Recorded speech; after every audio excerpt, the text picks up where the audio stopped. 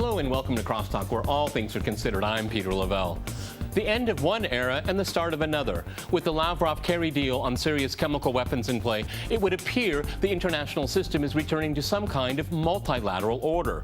The United States indeed remains the world's only military superpower, but that same power can now be put into check. Can Washington cope with this new geopolitical reality?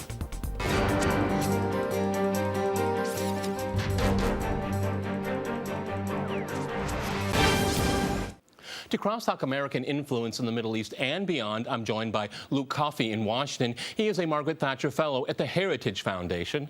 In New York, we have Robert Howse. He is a professor of international law at the New York University Law School. And in London, we cross to Kapil Komireddi. He is a writer and journalist. All right, gentlemen, CrossTalk rules in effect. That means you can jump in anytime you want, and I very much appreciate it if you do. Kapil, if I can go to you first in London. The Lavrov-Kerry deal for Syria, is it a game changer? Are we seeing some major shifts of sand in the Middle East now? I think it's temporarily a game changer, but I think it sets the stage for an eventual intervention because it gives a limited time to the Assad regime to surrender its chemical weapons stockpiles. And I think, given the situation in Syria, it's a very unrealistic deadline, and the condition they're going to place is that if Assad fails to surrender his stockpiles, it triggers intervention. So I think this could, rather than being a return to diplomacy, this could actually be a prelude to a greater intervention. So, Kapil, if I can stay with you in London, ergo, the United States doesn't want to let go of its influence in the region. I don't think, I don't know. I don't think it does, no. Okay, Luke? Luke, is game changer in the Middle East now? I don't think that Go ahead. No, I don't think it's a game changer. I think there have been significant developments with the Kerry and Lavrov deal, and I think it's a positive thing that, for the meantime anyway, it looks like any sort of military strike has been averted.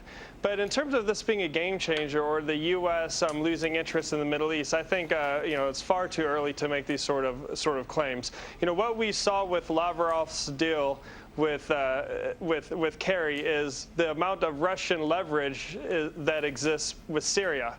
So, we might want to paint this as some great Russian diplomatic coup, but in reality, it was like the diplomatic equivalent of shooting fish in a barrel for Russia. They basically tell Assad what to do, and he does it.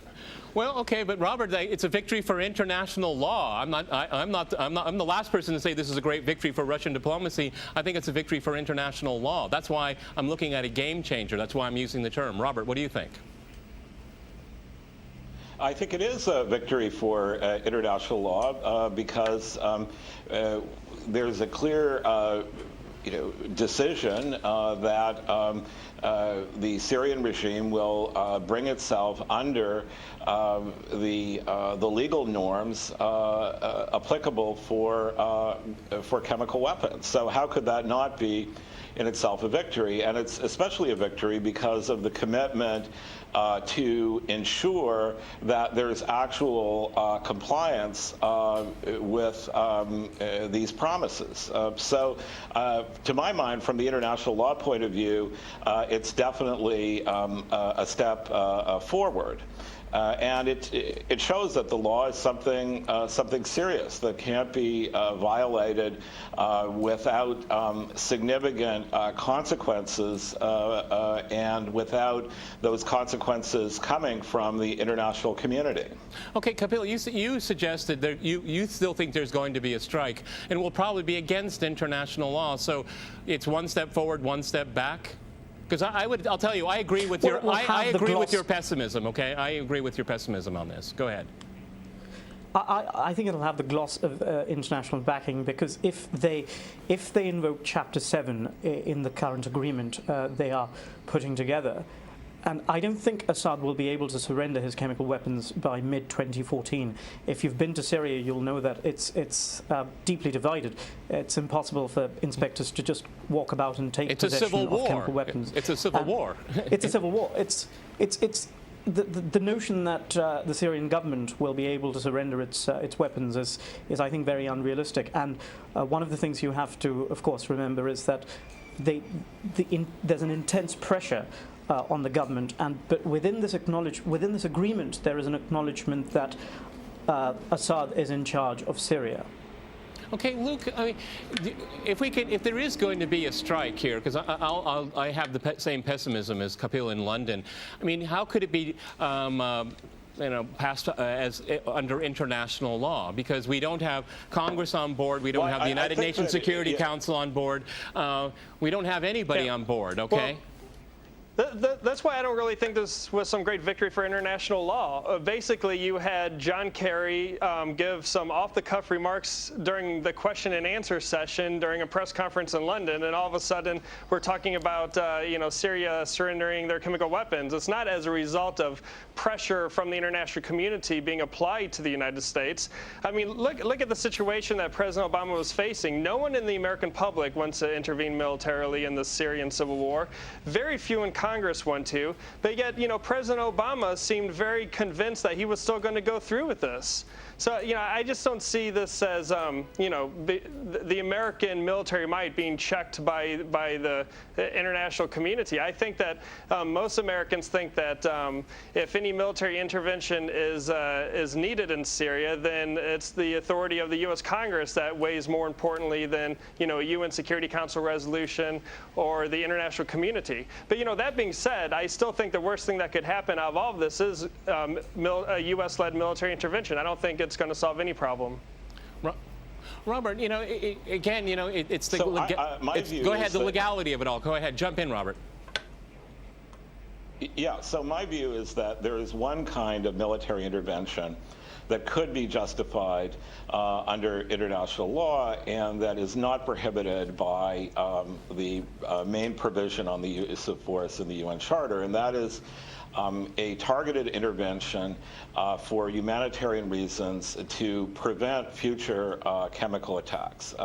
And the argument for prevention is really that prevention of atrocities is consistent with the principles and purposes of the United Nations, and it's a targeted goal that does not constitute the use of force against the political independence or territorial integrity of any state. It's directed surgically at degrading the chemical weapons capacity. However, it seems to me that the burden of proof would be very high in the present circumstances. I think you would have to show necessity. That is to say that the alternative to the use of force is not working. And so it's been suggested that it will be very difficult for Assad to meet the timetable. Well, there could be logistical reasons for that, or there could be reasons related to lack of trust and lack of cooperation. And it seems to me that if the reasons are due to untrustworthy conduct by Assad, then there is a stronger case for a strike targeted at degrading his chemical weapons capacity, because ultimately any solution other than force is a solution that has to depend upon trust. And if there's no trust, what options do we have on the table? Kapil, it looks to me, I mean, I like to focus on international law, but I think at the end of the day, if there is a strike and this whole deal is just a charade on the part of the Americans, it's because Saudi Arabia and Israel want to strike. It has nothing to do with international law. I mean, it would be nice if it were, but it's not really. And the Saudis are furious. The Turks are furious. Elements of Israel are furious. A lot of people are furious, and they still want to strike. It'll have nothing to do with international law. Yeah, the great tragedy of all of this is Turkey and Saudi Arabia were hoping to use American troops as mercenaries. They wanted to bring in Americans to advance their goals, basically, which was to get rid of Assad. Especially Saudi Arabia, which is extremely furious that the strikes haven't gone through. We know that Saudi Arabia has been pushing for some time for strikes against Assad. There's talk about humanitarian intervention, but 100,000 people have been killed by conventional weapons already. And now the focus has shifted from protecting people to ridding Assad of chemical weapons, and they've set a timetable which is impossible to achieve. And so the eventual intervention will not be to protect human lives. It will be because Assad has failed to meet the deadline. Robert, you want to jump in there? Well, as I say, I think there could be two reasons or more for not meeting the deadline. It would seem to me unreasonable to launch a strike just because the deadline has not been met due to logistical or technical obstacles. And I very much doubt that the United States would react in that kind of automatic function without exploring very closely the reasons why the deadline is not being met and how one can come as close as possible to meeting it. But if the problem is that there's no trust and no real cooperation and bad faith, then that sets up the scene, it seems to me. Of course it is. If I go to Luke here, of course there's bad faith here. There's bad faith here because the Obama administration said Assad used these weapons, and there was no evidence at the time. I mean, obviously there's no trust. Yeah. Well, every major intelligence agency every major intelligence agency in the world, other than Russia, believes that Assad used these chemical weapons. I believe even the UN Secretary General made some comments that he didn't know was recorded, where he also thought Assad used these weapons. But there's a difference, Luke. There's a difference between thinking something and knowing something. That's what I'm getting at. Thinking something and knowing something. Yeah, you're absolutely right. You're absolutely right. And perhaps if Russia thinks that the rebels did it and they have intelligence that the rebels did it, then maybe in the same way they're calling on the U.S. to share their intelligence, maybe Russia should also share their intelligence. They shared their intelligence after a 3-month study. 3-month study. Go to the United Nations. You can find it. Okay, gentlemen, I have to jump in here. We're going to go to a short break, and after that short break, we'll continue our discussion on a possible multipolar world. Stay with our team.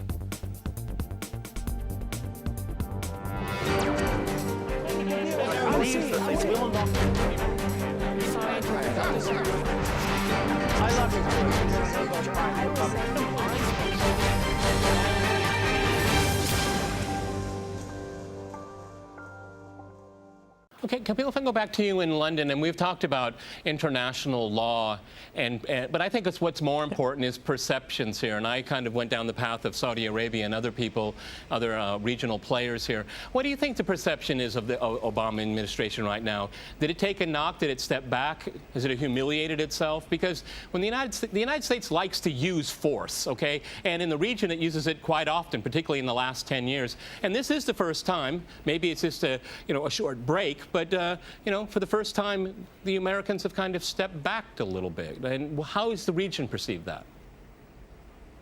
I think one of your panelists said that the intelligence agencies of all the world believe that Assad used the chemical weapons. Just before coming onto the program, I spoke to officials in Delhi. They're skeptical that Assad used the chemical weapons. Personally, I believe elements within the Assad government may have used the chemical weapons. But there are governments around the world which are very skeptical of American claims. These claims were made a day after the videos were posted online. And after American Iraq, claims, there were French many claims, German claims, world. British claims. Yes. Indian claims, Chinese claims, Russian claims, South African claims.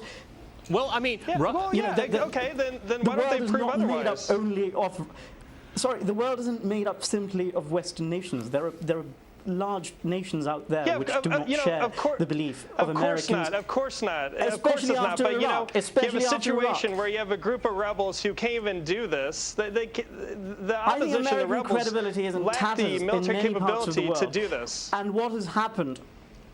I think American credibility is in tatters around the world, and that was evident in the way in which the world refused to believe Obama's claim, even though he may have been right on this occasion.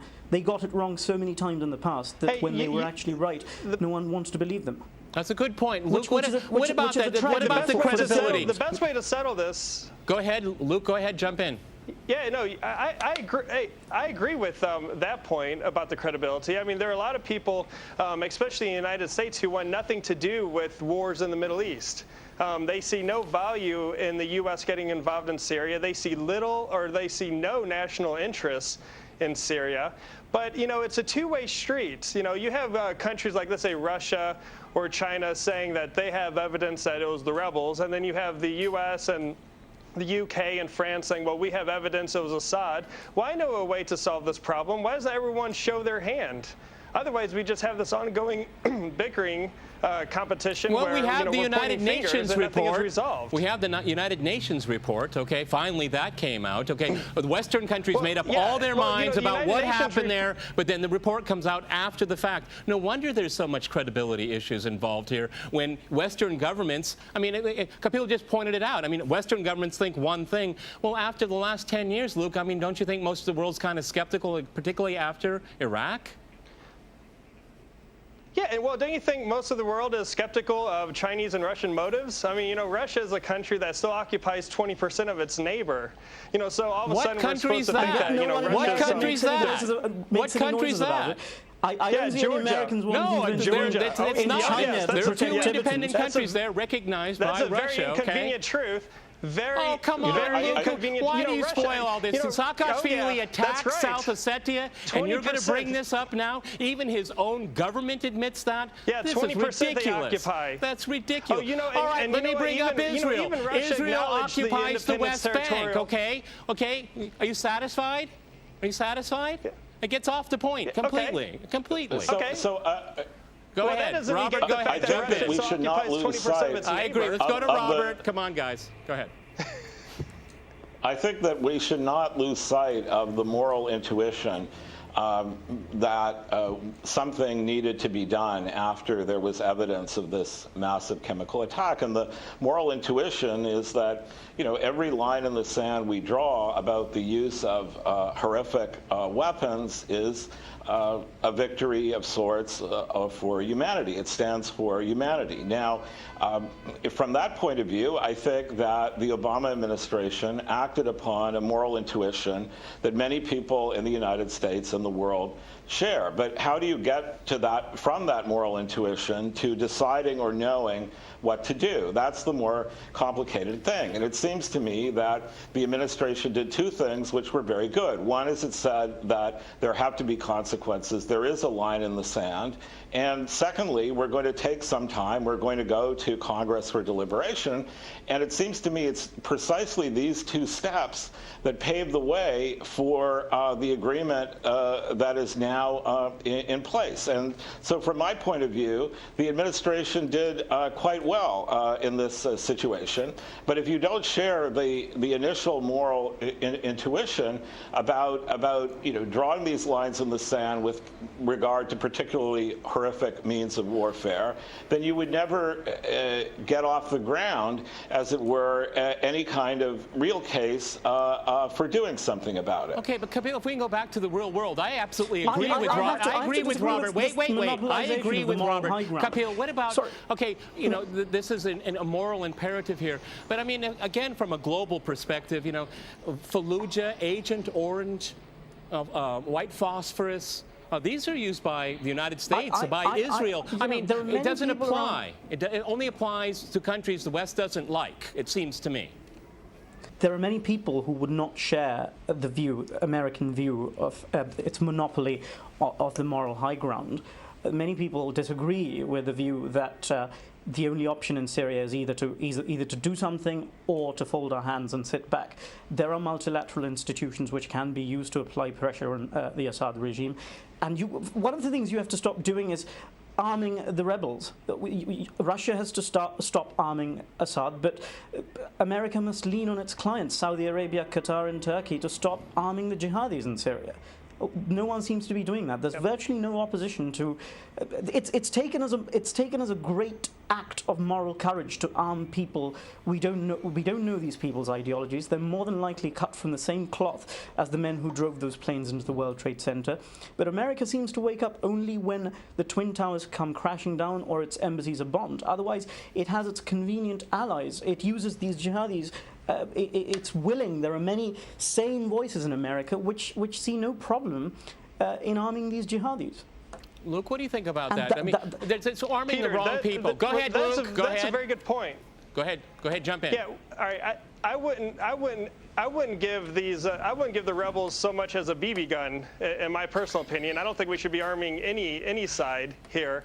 And I think that Robert made a very good point. In this debate, in this heated debate, we lose focus on what the real issue is. And at the end of the day, I guess it's important to determine who used these weapons, so maybe someone can be held account eventually.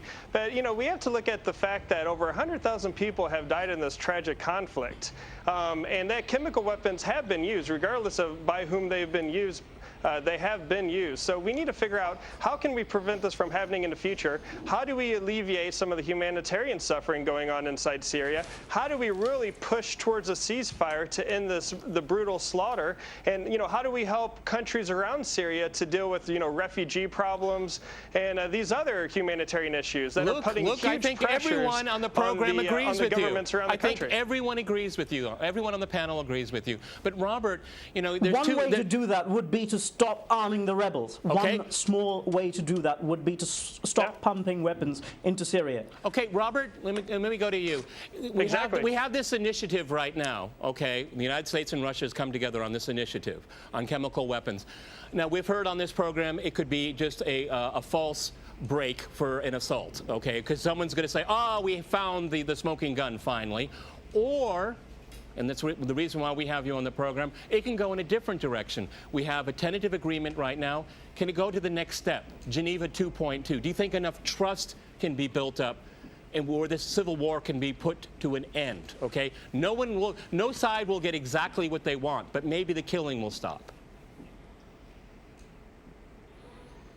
I don't have, any kind of certain optimism that will happen. But what I do think is that what this agreement has done is it has ratcheted up the serious attention of the international community and international institutions to this problem, which is, as was just mentioned, among other things, a humanitarian disaster. And my impression is that, the UN to some extent has looked the other way. There hasn't been insistence on any kind of decisive action, just allow the different powers to play out their own interests in the region. I think we've gotten a little bit beyond that with this agreement, but from my point of view, not enough yet to to justify that kind of optimism. But I do think it's a step forward, and if Assad behaves in a relatively trustworthy fashion on this, then perhaps it will be possible gradually to build up to some broader negotiations, at least to alleviate the humanitarian costs of the war, if not, an ultimate, peaceful settlement in the foreseeable future. Okay, Kapil, I'm going to ask you. I'll give you the last word. What's your crystal ball? Because from the program, I can tell it's not too bright. I think there might be an intervention of some kind, limited perhaps, but I don't think Assad will be able to meet the deadline, and even if he were to meet the deadline, no one in the West is likely to trust him on this. So Chapter 7 will be invoked, some kind of intervention will occur eventually. Luke, you got 20 seconds to be fair. Go ahead. I hope that we can refocus the efforts on bringing a peaceful resolution to this crisis in Syria. I really hope that there is no military intervention, because I don't think it's going to solve the intended objective, and I think it could just make matters worse. Okay, I think we're all going to be in agreement on that. Thank you very much, gentlemen. We've run out of time. Many thanks to my guests in Washington, New York, and in London. And thanks to our viewers for watching us here at RT. See you next time, and remember, CrossTalk rules.